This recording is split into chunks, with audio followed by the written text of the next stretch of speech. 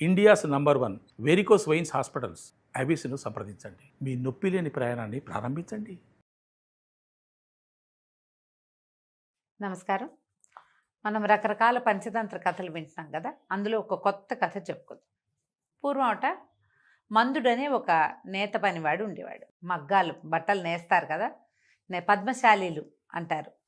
వీళ్ళనే పద్మశాలీలే బట్టలు నేసేవాళ్ళు. అవి కాకుండా దేవాంగులు అనే పేరుతోటి కూడా మన కొన్ని రాష్ట్రాల్లో కొన్ని ప్రాంతాల్లో దేవాంగి అంటారు. నేతగాడు నేతన్న అలా అనొచ్చు. అయితే ఈ నేత పనివాడు బట్టలు అవి నేసుకునేవాడు, ఏదో కష్టపడుతూ ఉండేవాడు. అయితే ఏమైంది, ఈ మగ్గానికి కొన్ని కర్రలు ఏవో ఉంటాయి, ఆ కర్రలు విరిగిపోయినాయి. విరిగిపోతే సరే ఆ కర్రలు కొన్ని పుల్లలు కావాలి, దారాలు చుట్టడానికి చాలా అవసరం ఉంటుంది, వీళ్ళకు కొంత కలప అవసరపడుతుంది. ఇతను ఏం చేశాడు, వాళ్ళ ఆవిడని అడిగి ఒక గొడ్డలు తీసుకుని అడవిలో ఏదో ఒక చెట్టుని కొడదామనుకున్నాడు. అడవిలో చెట్లు చూసుకుంటూ వెళ్ళాడు. వంకర టింకరగా ఉన్నవి కాకుండా ఇట్లా సాఫీగా ఉన్నది, నిడుపైన కొమ్మలున్న ఒక చెట్టుని సెలెక్ట్ చేసుకున్నాడు.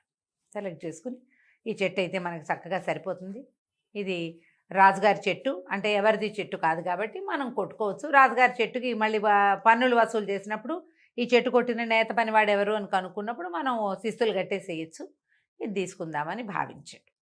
ఆ చెట్టును కొట్టపోయేసరికల్లా ఆగు అని వినపడింది చెట్టు మీద నుంచి. ఆశ్చర్యపోయాడు, ఎవరో పిలుస్తున్నారనుకున్నాడు. ఆ చెట్టు మీద నుంచి ఒక దేవత దిగొచ్చింది.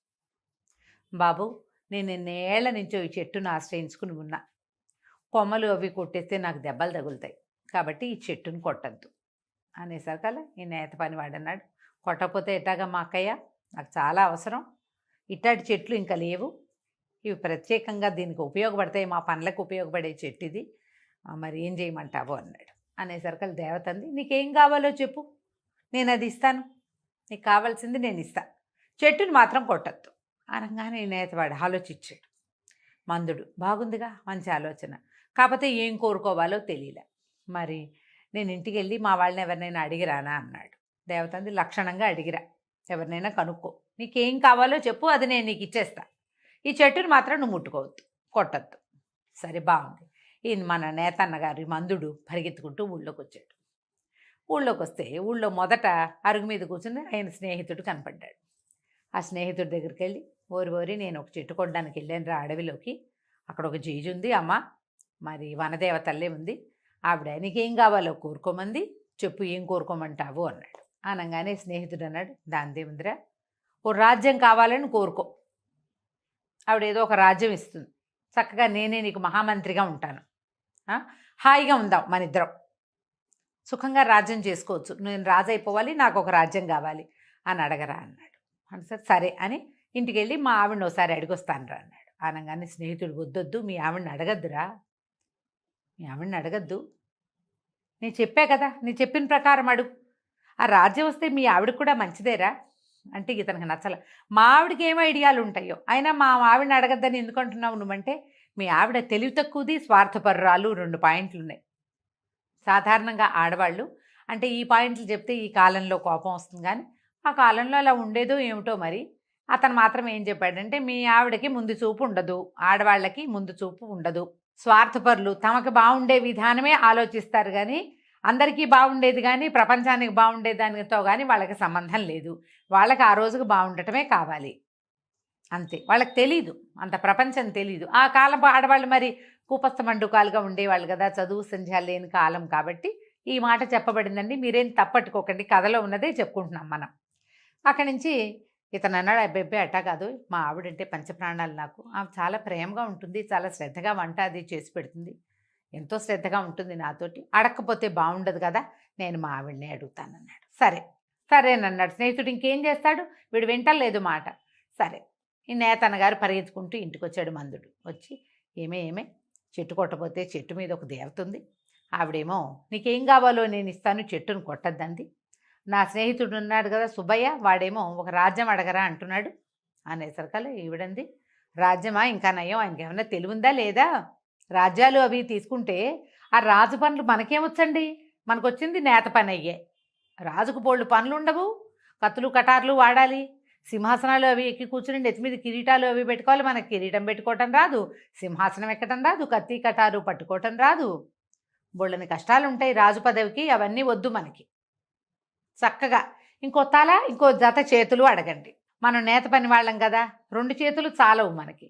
ఇంకో 2 చేతులు ఉన్నాయనుకోండి అదనంగా, చక్కగా ఎన్ని బట్టలైనా నేయచ్చు కదా. మీరు ఈ 2 చేతులు ఈ ఒక్క తలతోటే మీరు నెలకి సరిపడా 40 వస్త్రాలు నేస్తుంటే, ఇంకో తలుండి ఇంకో జత చేతులుంటే 40 80 వస్త్రాలు నేయం మనం.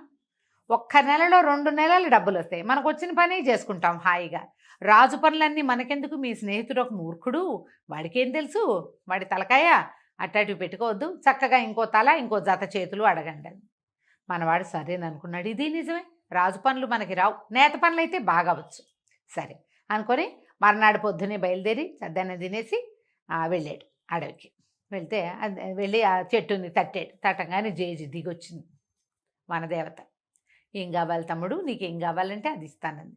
నాకమ్మ ఇంకో తల ఇంకో జత చేతులు ఇవ్వు చాలన్నాడు. ఆవిడ క్షణం నిర్ఘాంతపోయి, సరే నీకు కావాల్సిందే ఇస్తున్నా, నువ్వు మళ్ళీ ఇక్కడికి రాకూడదని. నేను రాను, నువ్వు నాకు ఇంకో తల ఇంకో జత చేతులు ఇమ్మనంగానే అలాగే అంది. అభీష్ట సిద్ధిరస్తు అన్నది. ఆనంగానే వీడు తల పక్క నుంచి టికీమని ఇంకో తల మొలిచింది. ఈ 2 చేతులతో పాటు వెనకాల నుంచి 2 చేతులు వచ్చినాయి, 4 చేతులు. అతను అటు ఇటు ఎడు చూడాలో ఎడు చూడక్కర్లేదు తెలియటల్లో అయోమయంగా ఉంది. కానీ ఒక ఉద్రేకం వచ్చింది. తన భార్య చెప్పింది ఇదే, ఒక్క తల జత చేతులతోటి నేను నెలకి 40 వస్త్రాలు నేస్తుంటే 2 తలలు 4 చేతులతోటి నేను ఎన్ని చేస్తానో ఇదంతా ఈ సంతోషాన్ని భార్యతో పంచుకోవాలి, ఈ విచిత్రాన్ని భార్యకు చూపించాలని అతను ఊరు వైపుకి నడిచెళ్ళాడు. ఊరు వైపుకి వెళ్తుంటే జనాలందరూ చూసి ఆశ్చర్యపోయారు. ఈ 2 తలలు 4 చేతులు ఉన్నదాన్ని ఏమిటంటారు, మనిషి అంటారు? ఊళ్ళో వాళ్ళంతా కంగారు పడి ఏదో వింత జంతు వస్తోందని రాళ్ళు రప్పలు వేసి కొట్టేశారు. ఈ నేత ఆయనకి నేనేనని చెప్పడానికి రాలా, 2 నోట్లతోటి మాట్లాడాడు, 4 చేతులు కదిపాడు. అది కదిలిన కొద్దీ, అది మాట్లాడిన కొద్దికి ఆ మనిషి ఈ జనాలందరికీ అదేదో వింత జంతువులాగాను ప్రమాదకరమైన జంతువులాగాను కనపడింది. ఎడాపెడా రాళ్ళు రప్పలతో పాటు కత్తులు కటార్లు కూడా విసిరేసేసి ఈ నేతన్నని పొట్టన పెట్టేసుకున్నారు ఊరి జనం. ఏదో వింత జంతువని తీసుకుపోయి ఊరవతలు పారేశారు. ఎప్పటికీ నేతన్న తిరిగి రాలేదు. ఆ మిత్రుడు చూస్తున్నాడు, భార్య చూస్తుంది, కథ కంచికి మనం ఇంటికి. ఏదైనా ఒక ప్రయోజనాన్ని ఎవరి దగ్గరైనా తీసుకునేటప్పుడు బాగా ఆలోచించాలి. ప్రకృతి విరుద్ధమైన ఐడియాలజీ చేయకూడదు. ప్రపంచానికి వింతగా ఉండే ఏ పోకడని తీసుకోకూడదు. ఇప్పుడు ఆడవాళ్ళు తెలివిగా ఉన్నారా లేరా అనేది వేరే కథ.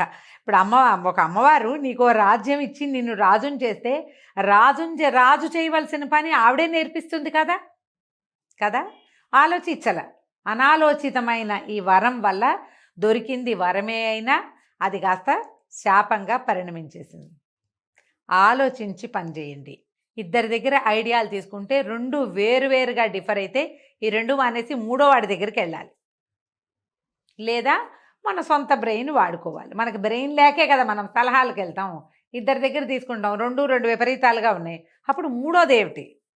ఈ 2 చెప్పి ఈ 2 ఏది కరెక్టు అనైనా సలహా తీసుకోవాలి. సరైన సలహా తీసుకోకుండా ఈ కొత్త ఐడియాలకి వెళ్ళకూడదు. కథ కంచికి మనం ఇంటికి.